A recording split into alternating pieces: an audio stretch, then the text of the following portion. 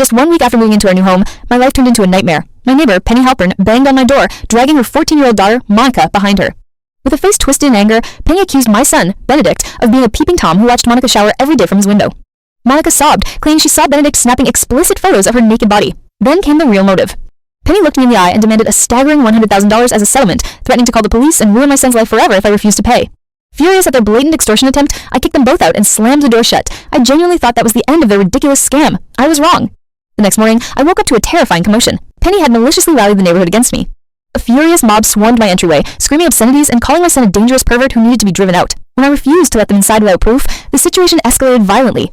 They smashed the beautiful ornaments and trampled the blooming flowers I had meticulously tended to for 5 years. I grabbed a broomstick to defend my home, but was outnumbered by the enraged vigilantes. A massive man shoved me backward with tremendous force, sending me crashing hard into the edge of a shoe cabinet.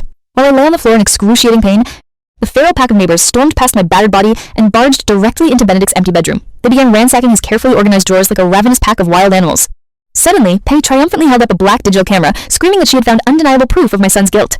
She waved the device in my bruised face, showing off a storage card filled with sneaky photos of Monica's body taken from an angle matching our bedroom window. The crowd erupted into a terrifying frenzy. Even though we had never owned a digital camera in our lives, the angry neighbors instantly began hurling insults, threatening to drag my innocent son out by his ears. Penny, feeling emboldened by the mob's overwhelming support, viciously slapped me across the face. She violently grabbed the collar of my favorite shirt and ripped it apart, forcefully exposing my bra to the staring crowd of neighbors.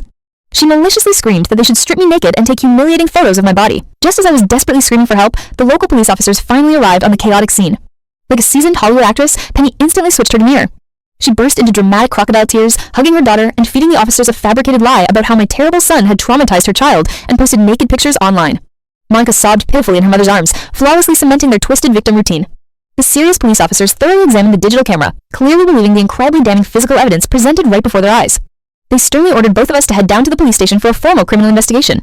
Penny instantly panicked, demanding that the cops immediately arrest my son instead of wasting time heading to the station. Right at that tense moment, the heavy front door clicked open. Benedict finally returned home from visiting his grandfather. The bloodthirsty neighbors swarmed him like vicious sharks, ready to attack. They screamed at his face to apologize for his crimes against the teenage girl.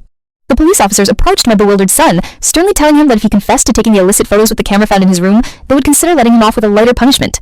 Benedict froze where he stood, an expression of profound confusion blooming across his pale face. Without saying a word to the angry crowd, my son reached up with shaking hands and took off his dark sunglasses, exposing his milky gray, unseeing eyes directly to the suddenly dead silent, completely shocked room. But I was born completely blind, everyone, he quietly stated to the stunned crowd. Now, with the silent neighborhood and the stern police officers watching her every move, how exactly is the manipulative Penny going to explain the fully loaded digital camera she claimed my blind son used to spy on her daughter?